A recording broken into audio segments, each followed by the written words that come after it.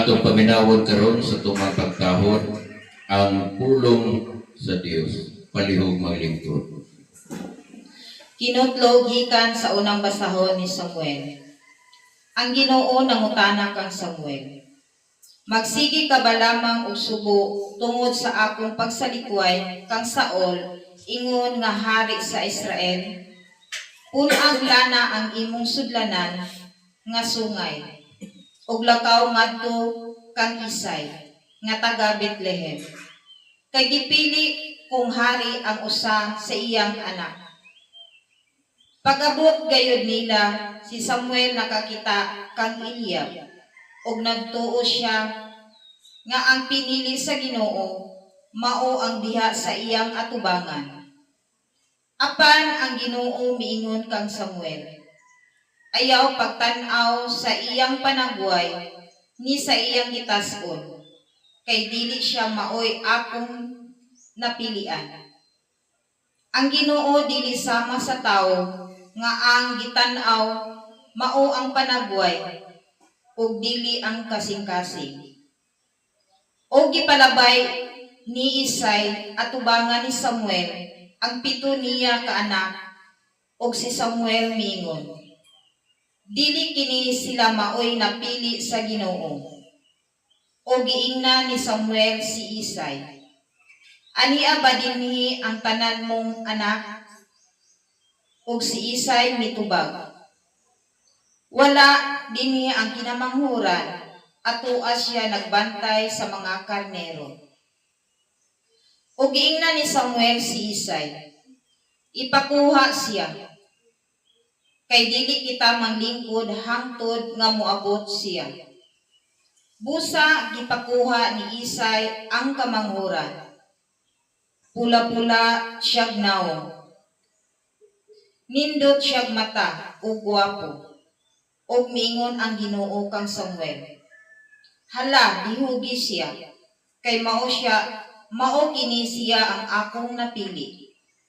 Unya gikuha ni Samuel ang sungay nga gisudlag lana, ug iyang gidihugan si David atubangan sa iyang mga igsuon. Og mikunsad kang David ang espiritu sa Ginoo, og nagpabilin kini kaniya. Sukad ni adtong adlaw ang pulong sa Ginoo. Salamat sa Dios. Mga igsuon, ato karon ihalad sa atong makagagahom nga Dios ang atong mga pagampo. Ug panginahanglan uban sa dakong pagsalig sa iyang makanunayon nga kaluoy ug gugma kanatong tanan. Sa matag pangamuyo motubag kita. Ginoo pamatia kami. Ginoo pamatia kami.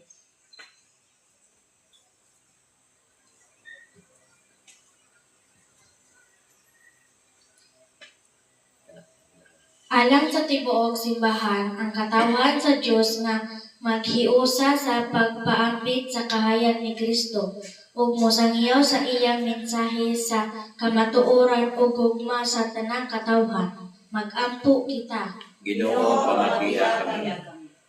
Alang sa mga pangulo sa atong nasod nga unta magiyahan sila sa Espiritu Santo aron ang ilang pagpangalagad mahisubay sa sumbanan sa pag-alagad ni Kristo alang sa kalinaw o kahiusahan sa tanan. Mag-ampo kita.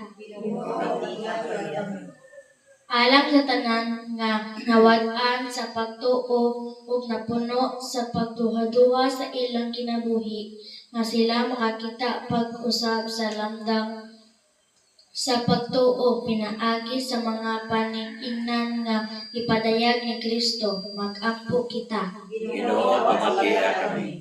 Alang sa mga nag-antos sa kawad-on sa panginabuhi nga dili unta sila mawad-an sa paglaom o makabatod unta sila o kalig-on sa pagsagubang sa ilang mga kalisdanan. Uban ni Kristo nga maoy lig-on nga gabayan o muhatag o kahupayan. Mag-ampo kita. Ginoo pamatia kami. Alang sa atong mga kaigsuonan nga mipanaw na nga ang makagagahom nga Dios magdala kanila ngadto sa iyang walay kinutubang kahayag o kalipay magampo kita. Alang sa atong kaugalingong katuyuan, atong iampo sa hilom.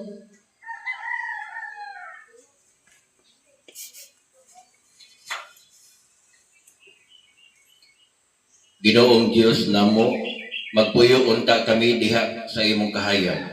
Himuang nga makaila kami kanimo diha sa mga butang nga among maangkon nga imong gihatag kanamo sumala sa among mga panginahanglan.